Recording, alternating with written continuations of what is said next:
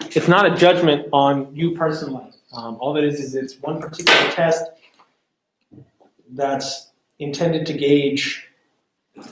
give colleges an idea of how well you might do in college. And sometimes it's very accurate and sometimes it's not. There's a lot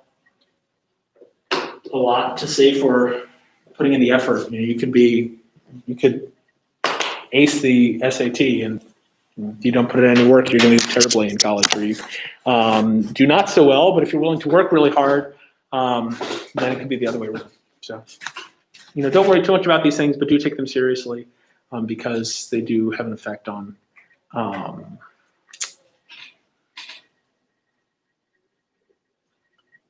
they do have an effect on your life. All right, questions, comments, concerns? So no classes on Monday or Wednesday for you guys, but be here on Wednesday. All right, let's go back to Homer, our old friend. We're in book 11 here. So we saw Odysseus has gone and made this journey to the underworld. Let's see, what did we make it up to? 256? 256. Why should that number be familiar to you guys? This is another thing of the SAT sort of like math questions. They want to see if you can pick up on like the easier way to do things. 256. What's interesting about the number 256? Anybody? 256. Anyone? Is what is that? 2 to the what is that? 2 to what power? 2, 4, 8, 16, 32, 64, 128. So it's 2 to the 8th. Is that right? Yeah, 16 times 16. 256. 2 to the 8th. It's one of these powers of 2. How do you like that? You see? So 250, just because it's a and you'll notice this with like memory sticks, is they'll often have numbers like 256 megabytes, or 512 megabytes, or 1 gigabyte. The gigabyte's actually 1,024 bytes, not 1,000. So it's all these powers of 2, because that's how computers work with zeros and ones. 0 being 0 and 1 being 1. There's 2 options there. And so things tend to go by doubles of 2. So 2, 4, 8, 16, 32, 64, 128, 256, 512, 1024, 2048. Anyway, that's just a talk to Mr. Rich McPherson sometime about math things. All right. Anyway, so page 256, Odysseus is here in the underworld. Whom has he already spoken with? Tiresias, yes. Well, what does Tiresias tell him? A couple different things. Might have these in your review. Yes, he also sees his mother. Yes. So there's 3 people he's spoken to so far. So he speaks to. I wasn't here. I'll make sure you get some notes, watch the lecture, or and/or read that. So that's what you post the video instead of going live. Right. Yeah. Because I be joining and then be saying I'm the only person in. Oh, are you going to Google Hangout? Yeah. So I don't use the Google Hangout. This is my YouTube channel. So I'm live streaming right now. So it looks like there's one guy watching, but the video also posts to my channel afterwards. Okay, got it. So you can watch it, and then you can like skip ahead. You can skip this part here where I'm not actually saying relevant things. Okay, so he speaks to 3 people. Anyone remember what the order is so far? First he talks to Tiresias, right? Not first. What? Yes, his crewmate Elpenor is the first guy he talks to. He's dead? Oh yeah. Yes, yeah. Remember how did Elpenor die? Oh, the things that ate the ship? No, he didn't get killed by the Lastrygonians. How did Elpenor die? Say it again. Yeah, the last night at Circe's house, they all get drunk, and he goes and sleeps on the roof and falls off and dies. Yeah, what a way to go. Not a very glorious death. And what does Elpenor tell Odysseus? Say it again? Oh, to bury him. Yes, right. This is Odysseus' dead crewmate. And he wants to be buried. Burial is very important for the Greeks. Under the ground. You have to be covered, your body has to be covered with dirt for a proper burial. Sometimes they would cremate the body ahead of time, burn the body to ashes, but not always. Okay, Elpenor wants to be buried. Who then is the next person Odysseus speaks to? Tiresias. Remember, Tiresias is the one that he's sent there to speak to, this blind prophet. And what does Tiresias tell Odysseus?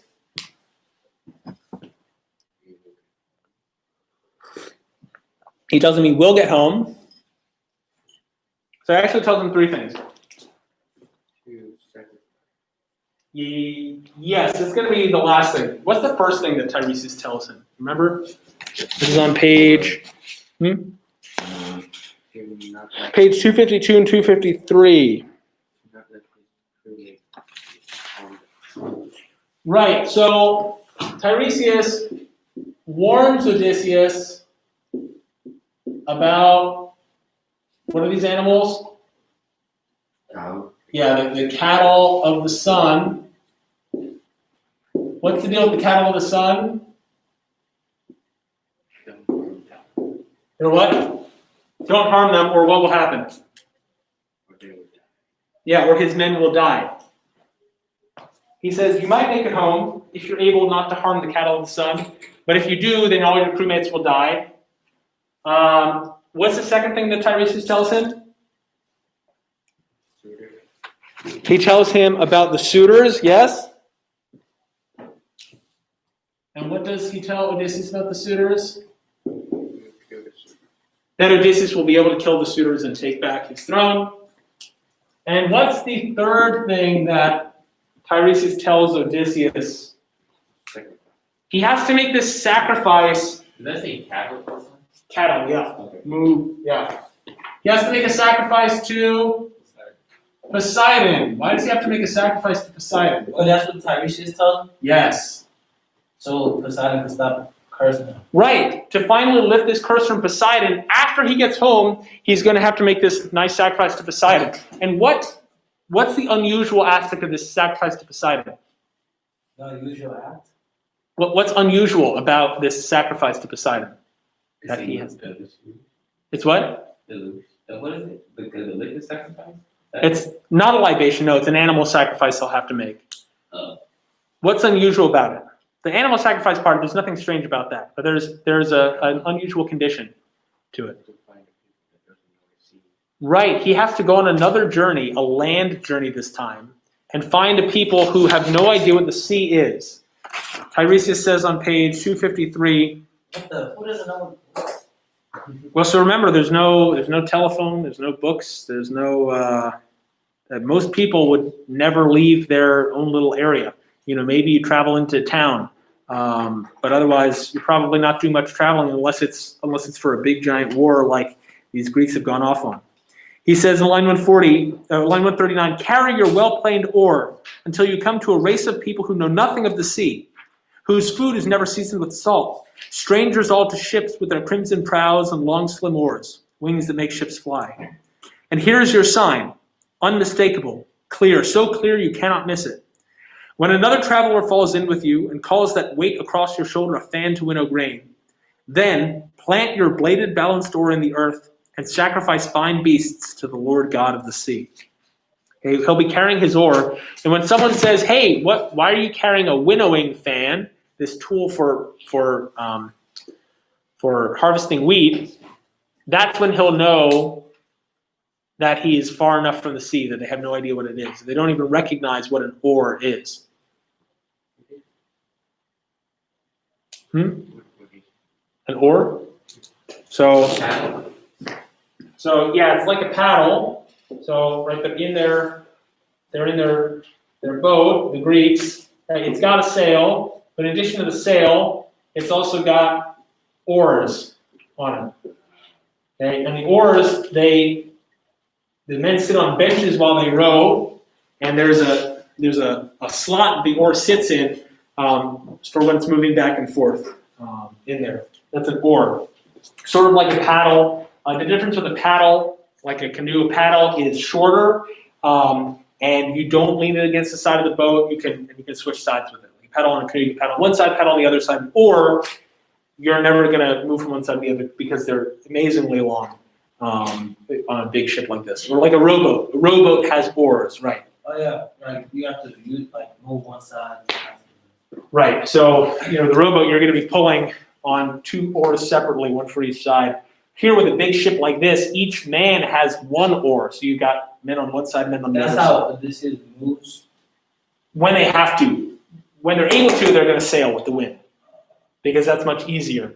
But when they have to, when there's no wind, then they're going to have to row. Yes. Or when they're close to port, the oars are better for tight maneuvers like that. But yes. All right.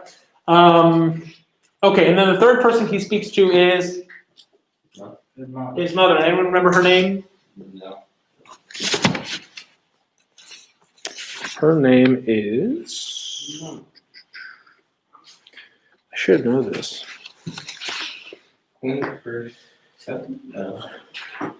Persephone's his wife. Anticlea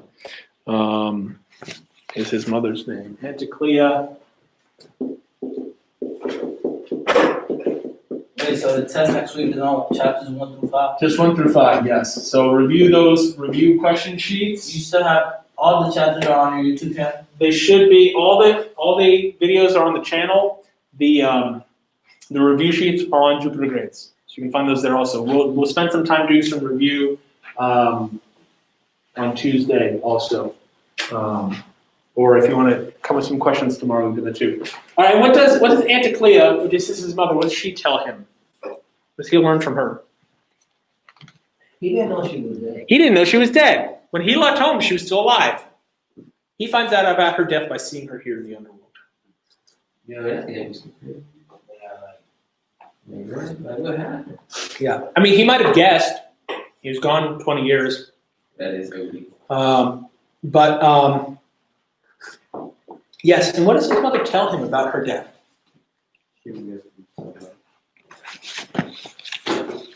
She says, bottom of page 255,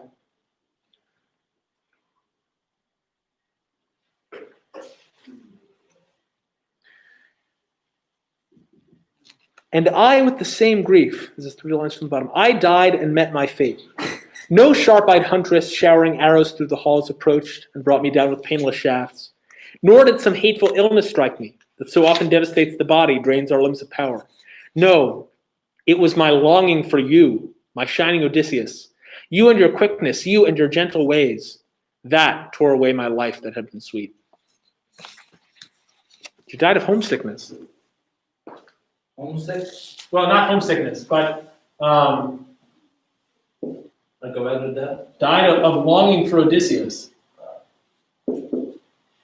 No, she says, first of all, well, it wasn't the huntress, it wasn't Artemis, this goddess who shot her with an arrow. It wasn't a sudden, mysterious death where a god struck her down quickly and painlessly. It wasn't a long illness. No, it was longing for Odysseus. This grief. She dies of grief. Odysseus. Yeah. Yeah, heartbroken. Maybe more so. Heartbroken that Odysseus, her only son, is gone. Yeah, this isn't. I mean, it's just an interesting feature of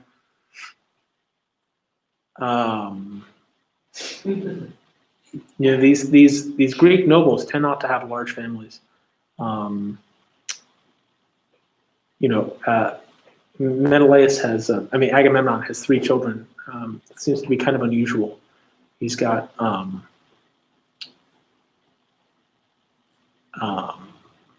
Orestes and Iphigenia and Electra. Not Iphigenia, Orestes, Electra. Menelaus has two children, one by Helen, Hermione, and then the other one is, what is his name, Megapenthes, is that his name? We saw the ones we saw getting married when Telemachus shows up at Menelaus' palace, all this wedding's happening. But yeah, they tend not to have large families for whatever reason. How old is who? All right, I don't know, and I don't want to discuss this over the internet. All right, What? okay. But that was an unusual situation. Yeah, it was a surprising situation. All right, and then after this conversation with his mother, Odysseus sees a whole list of other noble women and tells us about their deaths. So that takes up the next couple of pages. And these are connected to various other Greek myths, these other people that Odysseus sees in the underworld.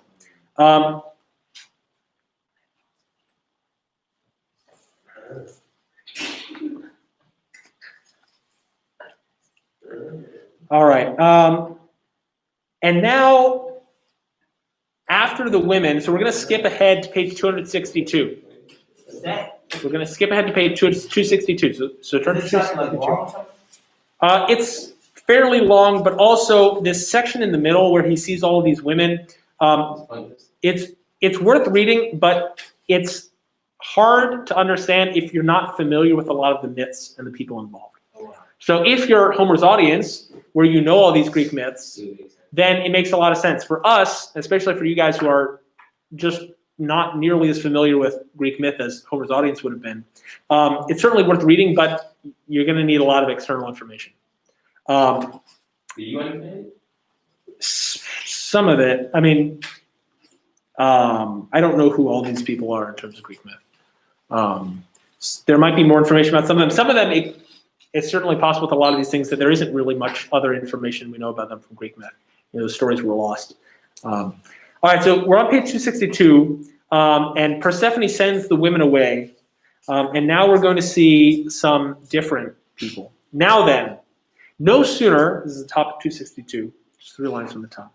No sooner had Queen Persephone driven off the ghosts of lovely women, scattering left and right, than forward marched the shade of Atreus' son Agamemnon, fraught with grief and flanked by all his comrades, troops of his men-at-arms who died beside him, who met their fate in Lord Aegisthus' halls. He knew me at once as soon as he drank the blood, and wailed out shrilly. Tears sprang to his eyes, he thrust his arms toward me, keen to embrace me there. No use. The great force was gone, the strength lost forever now, that filled his rippling limbs in the old days. I wept at the sight. My heart went out to the man, my words too in a winging flight of pity. Famous Atrides, lord of men Agamemnon, what fatal stroke of destiny brought you down? Wrecked in the ships when Lord Poseidon roused some punishing blast of storm winds, gust on gust? Or did ranks of enemies mow you down on land as you tried to raid and cut off herds and flocks, or fought to win their city, take their women? The field marshal's ghost replied at once, royal son of Laertes, Odysseus, mastermind of war, I was not wrecked in the ships when Lord Poseidon roused some punishing blast of storm winds, gust on gust, nor did ranks of enemies mow me down on land. Aegisthus hatched my doom and my destruction. He killed me, he with my own accursed wife. He invited me to his palace, sat me down to feast, then cut me down as a man cuts down some ox at the trough. So I died, a wretched, ignominious death, and round me all my comrades killed, no mercy, one after another, just like white-tusked boars butchered in some rich lord of power's halls for a wedding, banquet, or groaning public feast. You in your day have witnessed hundreds slaughtered, killed in single combat, or killed in pitched battle, true. But if you'd laid eyes on this, it would have wrenched your heart, how we sprawled by the mixing bowl and loaded tables there, throughout the palace, the whole floor awash with blood. But the death cry of Cassandra, Priam's daughter, the most pitiful thing I heard. My treacherous queen Clytemnestra killed her over my body, yes, and I, lifting my fists, beat them down on the ground, dying, writhing around the sword. But she, that whore, she turned her back on me, well on my way to death. She even lacked the heart to seal my eyes with her hand or close my jaws. So there's nothing more deadly, bestial than a woman set on works like these. What a monstrous thing she plotted, slaughtered her own lawful husband. Why, I expected at least some welcome home from all my children, all my household slaves when I came sailing back again. But she, the queen, hell-bent on outrage, bathes in shame not only herself but the whole breed of womankind, even the honest ones to come, forever down the years. So he declared, and I cried out, how terrible! Zeus, from the very start, the Thunder King, has hated the race of Atreus with a vengeance. His trustiest weapon, women's twisted wiles. What armies of us died for the sake of Helen. Clytemnestra schemed your death while you were worlds away. True, Agamemnon's ghost kept pressing on. So even your own wife, never indulge her too far. Never reveal the whole truth, whatever you may know. Just tell her a part of it. Be sure to hide the rest. Not that you, Odysseus, will be murdered by your wife, 264. She's much too steady. Her feelings run too deep. Icarius' daughter Penelope, that wise woman. She was a young bride, I well remember. We left her behind when we went off to war. With an infant boy she nestled at her breast. That boy must sit and be counted with the men now. Happy man, his beloved father will come sailing home and see his son, and he will embrace his father. That is only right. But my wife, she never even let me feast my eyes on my own son. She killed me first, his father. I tell you this, bear it in mind you must. When you reach your homeland, steer your ship into port in secret, never out in the open. The time for trusting women's gone forever. Enough. Tell me this and be precise. Have you heard news of my son? Where is he living now? Perhaps in Orchomenus, perhaps in sandy Pylos, or off in the Spartan plains with Menelaus. He's not dead yet, my Prince Orestes. No, he's somewhere on the earth. So he probed, but I cut it short. Atrides, why ask me that? I know nothing, whether he's dead or alive. It's wrong to lead you on with idle words. So we stood there, trading heartsick stories, deep in grief, as the tears streamed down our faces. What's the upshot of Odysseus' conversation with Menelaus? Agamemnon, sorry. Say it again. What's the upshot of this conversation between Agamemnon and Odysseus?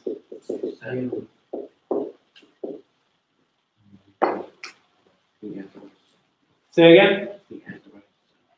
Why what? He asked about his son. Remember, this is another surprise for Odysseus. After the war, he and Agamemnon went different ways. He's surprised to see Agamemnon down here. So yes, Agamemnon says, I'm sure your son is doing well. But what's Agamemnon's main point here? Well, Odysseus is surprised to see him. So what does he ask Agamemnon? He was betrayed. Where he is, or where he died.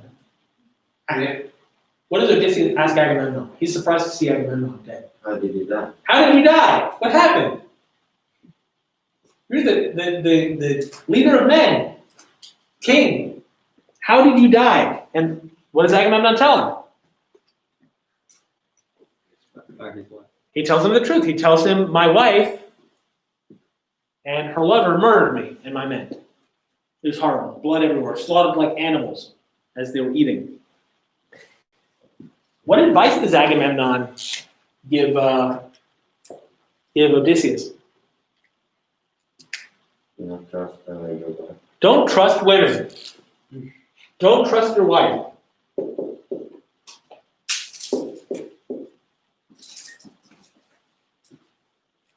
Don't trust them. He says, when you get home, right at the end of his speech here, when you reach your homeland, steer your ship into port in secret, never out in the open. The time for trusting women is gone forever. Don't make the mistake that I did. Don't walk right into a trap. Now, he just said, just before that, yes, actually, Penelope, she would never do something like that. She's a good woman. Faithful. But even so, he says, don't trust her. Don't trust her. Even here in the underworld, Agamemnon is still scarred by this experience of being murdered by Clytemnestra. What's going to happen With what? with the people In the underworld? Just stay there. Forever? Yeah. They're just shadows of their former selves forever. Yes. It's not a pleasant kind of afterlife that we see in Homer. It isn't. Right. Let's see. We have time for one more.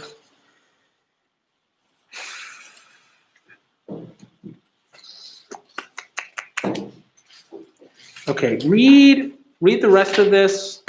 Finish reading this on your own. The book 11 questions we'll check tomorrow. Actually, We stop at 263. 264 or so. Wait, 1, 2, 3, 4, 5. Yeah, it's not bad. Yes, there's a few pages left. So the things you're going to see here is you're going to see some other Greek heroes. So what's tomorrow? The 9th? Yeah. Yeah. So have those for tomorrow. You're going to see some other Greek heroes from the war that he's going to speak with, and then see some other people in the underworld in some interesting situations.